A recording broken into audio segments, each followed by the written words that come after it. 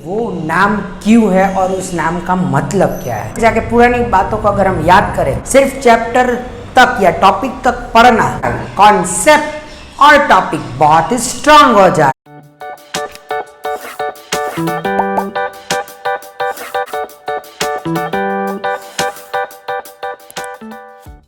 Hello students, myself Utsav Mehta, welcome to my channel once again. आज मैं आपके लिए लेके आ गया एक बेहतरीन टॉपिक जिसका नाम है linear equations in one variable. सबसे पहले किसी भी चैप्टर को स्टार्ट करने से पहले हमें सबसे पहले उसको समझना होगा कि वो नाम क्यों है और उस नाम का मतलब क्या है। तो अगर मैं यहाँ पे आपको समझाऊँ कि वेरिएबल्स, सबसे पहले हम स्टार्ट करते हैं लास्ट से। Variables, what is variables? Variables यानी कि कोई ऐसा नंबर या कोई ऐसा अल्फ़ाबेट जो कि हर एक क्वेश्चन के हिसाब से चेंज होता रहा है। एक नंबर से दूसरे नंबर पे, एक क्वेश्चन से दूसरे क्वेश्चन पे चेंज हो जाए उसकी वैल्यू, उसको हम कहते हैं वेरिएबल्स। यानी कि किसी भी जगह पे और किसी भी क्वेश्चन में उसकी वैल्यू फिक्स ना हो। जैसे कि आपको पता ही है कि मैथ्स में हम कहते हैं एक्स को सबसे मोस्ट फेवरेट वेरिएबल्स। जब भी कोई भी चीज़ हमें अननोन हो, पता ना हो, तो हम उसको लेते हैं एक्स। तो ये जो एक्स हम लेते हैं उसको हम कहते हैं वेरिएबल्स। ये जो एक्स है वो हर एक क्वेश्चन के हिसाब से आपने देखा होगा चेंज होता रहता है। किसी क्वेश्चन में अगर एक्स की वैल्यू 5 है तो किसी क्वेश्चन में एक्स की वैल्यू 8 भी हो सकती है, 9 भी हो सकती है, या कुछ भी हो सकती है। मतलब कि जिस चीज़ की वैल्यू हमें ना पता और उसको हम सपोज करें कोई भी अल्फ़ाबेट्स में, सिर्फ एक्स वाई ही नहीं, कोई भी अल्फ़ाबेट में अगर मैं उस चीज़ को सपोज करता हूँ तो वो मेरा वेरिएबल हो जाएगा। क्यों? क्योंकि वो क्वेश्चन टू क्वेश्चन चेंज होती रहेगी उसकी वैल्यू, उसको हम कहते हैं वेरिएबल। तो यहाँ पे कहा है वन वेरिएबल्स, यानी कि एक ऐसा वेरिएबल जो कि चेंज होता रहे। हमें एक ही वेरिएबल लेना है, यानी कि एक ही अल्फ़ाबेट हमें लेना है इस इक्वेशन में। और लीनियर इक्वेशन, सबसे पहले ये समझते हैं कि इक्वेशन हम किसको कहते हैं, क्योंकि अगर हम थोड़ी सी फ्लैशबैक में जाके पुरानी बातों को अगर हम याद करें तो क्या था? Simple equation. सिंपल इक्वेशन, फिर उससे पहले हमने सीखा था एक्सप्रेशन। तो स्टार्ट करते हैं एक्सप्रेशन से ही। एक्सप्रेशन और इक्वेशन दोनों में फ़र्क क्या है, ये सबसे पहले चैप्टर स्टार्ट होने से पहले हमें समझना जरूरी है। एक्सप्रेशन यानी कि नाम ही हमें कहता है कि एक्सप्रेशन यानी कि कुछ चीज़ों को हमें एक्सप्रेस करना। जैसे कि कोई भी चीज़ आपको सेंटेंस फॉर्म में दी गई हो और उसको अगर आपको मैथमेटिकल वे में रिप्रेजेंट करना है तो उसको हम कहते हैं एक्सप्रेशन। बट तो वैसे अगर हम बात करें तो वैसे तो हम इक्वेशन भी बना सकते हैं स्टेटमेंट के ऊपर से। तो जो मेन फ़र्क होता है एक्सप्रेशन और इक्वेशन में वो होता है इक्वल्स टू का। जी हाँ, इक्वल्स टू एक ऐसी चीज़ है जो एक्सप्रेशन और इक्वेशन दोनों को सेपरेट करती है। एक्सप्रेशन में हमें कभी भी इक्वल्स टू देखने को नहीं मिलेगा। यस, इक्वल्स टू कभी नहीं देखने को मिलेगा हमें एक्सप्रेशन में। पर जहाँ अगर हम इक्वेशन की बात करें तो उसका नाम ही कहता है इक्वेशन, मतलब इक्वल्स टू। तो जहाँ पे हमें इक्वल्स टू की साइन देखने को मिले उसको हम कहते हैं इक्वेशन। इक्वेशन को हम सॉल्व कर सकते हैं, जबकि हम एक्सप्रेशन को सिर्फ सिंप्लीफाई कर सकते हैं। ये चीज़ें समझना बहुत ही ज़रूरी है कि एक्सप्रेशन को हम सिर्फ सिंप्लीफाई कर सकते हैं एक्सप्रेशन को, और ऑन द अदर हैंड हम इक्वेशन को सॉल्व कर सकते हैं। अगर मैं बात करूँ इक्वल्स टू की ही, तो इक्वल्स टू की लेफ्ट हैंड साइड में जो चीज़ होती है उसको हम कहते हैं LHS, और जो इक्वेशन की राइट हैंड साइड में जो चीज़ें होती है उसको हम कहते हैं RHS। अब जब इक्वल्स टू मैं रखता हूँ तो उसका मतलब क्या होता है कि लेफ्ट हैंड साइड और राइट हैंड साइड दोनों ही चीज़ें या दोनों ही वैल्यू सेम है। जी हाँ, तो LHS is equals to RHS। जब भी मैं इक्वल्स टू की साइन रखता हूँ तो अगर वेरिएबल का सही से अगर हम आंसर ढूंढें तो left hand side is equals to RHS। चलो, तो अगर मैं एक्सप्रेशन की बात करता हूँ तो एक्सप्रेशन का एक एग्जाम्पल लेके हम समझते हैं एक्सप्रेशंस के कुछ कंपोनेंट। चलिए बढ़ते हैं आगे। अगर मैं लेता हूँ एग्जाम्पल 5x + 3। अब यहाँ पे जो x मैंने लिया है ये तो मेरा हो गया है वेरिएबल, जिसकी वैल्यू चेंज होती रहेगी क्वेश्चन के अकॉर्डिंगली। ये जो मैंने 3 लिया है उसको हम कह देंगे कांस्टेंट। अब ये कांस्टेंट क्या है? कांस्टेंट यानी ऐसा नंबर जिसकी वैल्यू कभी भी चेंज नहीं होगी, वो फिक्स ही होगी, उसको हम कहते हैं कांस्टेंट।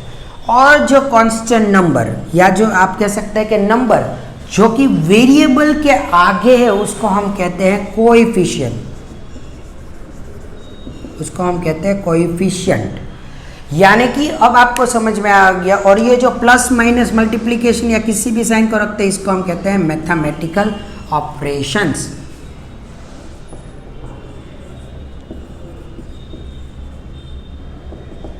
उसको हम कहते हैं मैथमेटिकल ऑपरेशंस। तो यहाँ पे हमने सभी कंपोनेंट्स को एक बार देख लिया है ताकि जब भी हम इक्वेशन को स्टार्ट करें तो बिल्कुल कंफ्यूजन ना रहे। तो चलिए अभी यहाँ पे देखते हैं। इक्वेशन तो हमें समझ में आ गया कि कोई भी ऐसी टर्म या आप कह सकते हो कोई भी ऐसा एक्सप्रेशन जो कि इक्वल्स टू के साथ में हो उसको हम कहते हैं इक्वेशन। अब ये लीनियर क्या है, लीनियर क्या है, क्योंकि अगर हम समझ रहे हैं चैप्टर का नाम या टॉपिक का नाम तो एक एक चीज़ें समझना बहुत ही ज़रूरी है। जैसे हमने वेरिएबल से स्टार्ट किया, फिर वन समझा, फिर इक्वेशन समझा, तो अब हम समझते हैं लीनियर है क्या। सी, आप लोगों ने बहुत सी बार कोई एक्सप्रेशंस देखे होंगे आपके पहले के स्टैंडर्ड्स में या पहले के कोई भी टॉपिक में जहाँ पे लिखा होता है 2x² प्लस 5x प्लस 3 ऐसा कुछ, या आपने देखा होगा कि 3x प्लस 5 या आपने इक्वल्स टू 0। या मैं अगर आपको एक एग्जांपल ही दे दूँ that the age of father is 3 times the age of son. अब यहाँ पे मैं क्या कर रहा हूँ, the age of father is 3 times the age of son is 60। तो फादर की एज मैं बता रहा हूँ जो कि है 3 गुना अपने सन से, तो सन की एज क्या है वो हमें पता नहीं है तो हम ले लेंगे x।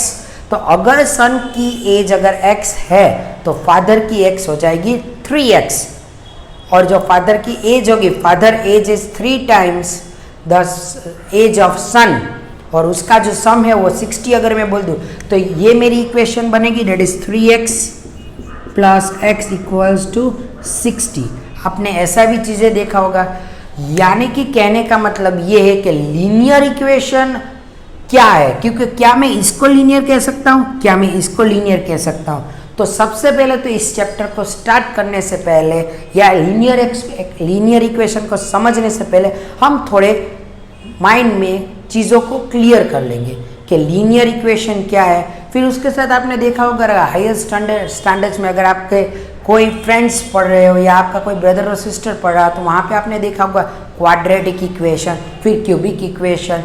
तो ये सब इक्वेशन ही है। तो क्या ये टाइप ऑफ इक्वेशन है, क्या ये अलग, ये सभी इक्वेशन अलग अलग प्रकार की, उन सभी इक्वेशंस की क्या अलग अलग मीनिंग निकलता है। तो चलिए हम समझते हैं। सबसे पहले फॉर एग्जाम्पल अगर मैं ले लूँ 3x प्लस 5 इक्वल्स टू 0, ये कांस्टेंट है, ये वेरिएबल है। अब मैं यहाँ पे आपको ये बताऊंगा और ये कहने वाला हूँ कि अगर ये x है तो इसका पावर क्या है, what is the power of this x, कुछ भी नहीं है। अगर कुछ भी नहीं है तो यानी कि उसका पावर होगा 1।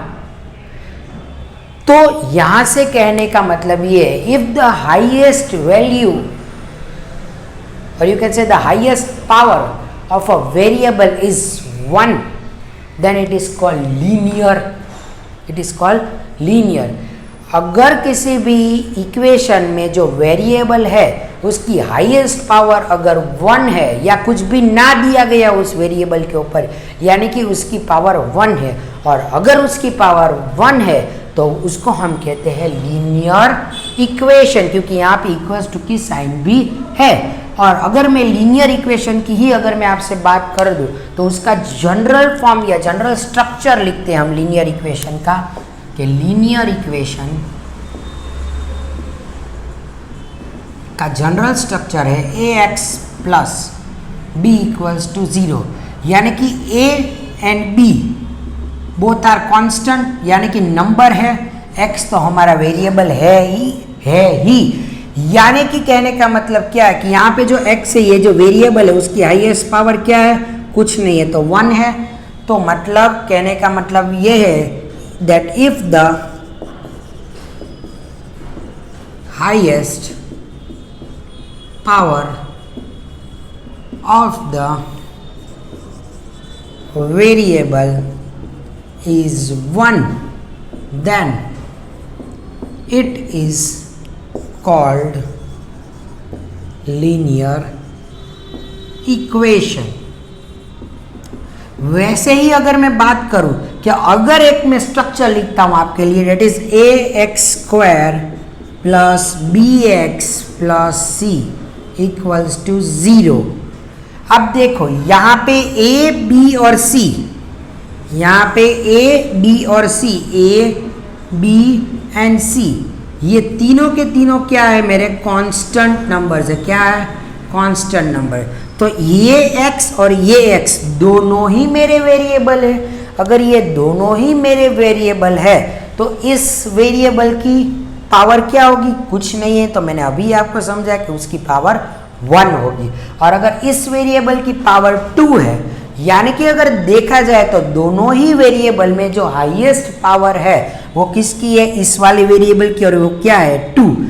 तो अगर कोई भी इक्वेशन में अगर वेरिएबल की हाईएस्ट पावर 2 हो तो उसको हम कहते हैं क्वाड्रेटिक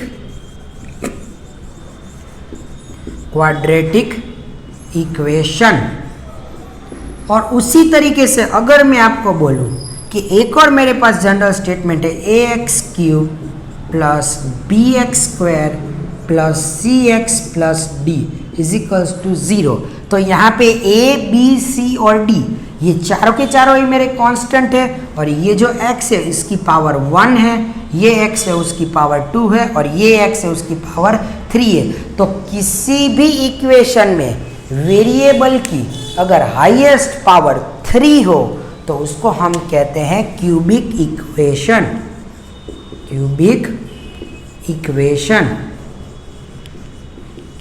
और वैसे ही अगर मैं कहूँ, एक और आपके लिए स्ट्रक्चर लिख देता हूँ कि A X raise to power 4 plus B X raise to power 3 plus C X square, ये मैं इरेज कर देता हूँ,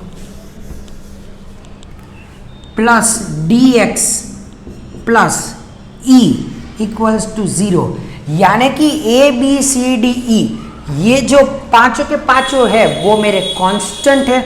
और ये जो x raise to power 1, x raise to power 3, x raise to power 3 और x रेस टू पावर 4, तो ये जो मेरे वेरिएबल्स है उसमें से हाईएस्ट पावर इस वाले x की है जिसकी पावर 4 है.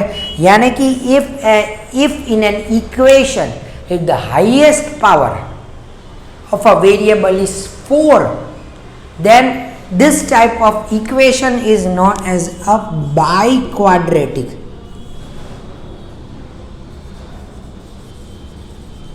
This type of equation is called biquadratic equation.